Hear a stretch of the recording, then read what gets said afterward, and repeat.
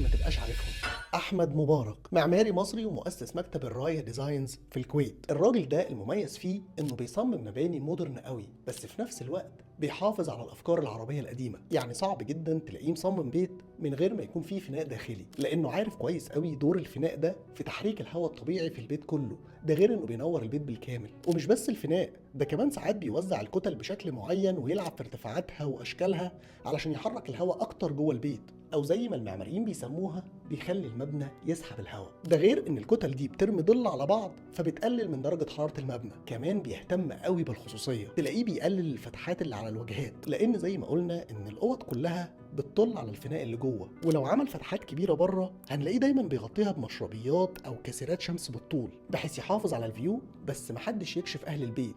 وكمان بتعزل الحراره، والنتيجه بتكون بيت مودرن جدا بس في نفس الوقت بيحترم البيئه اللي معمول فيها.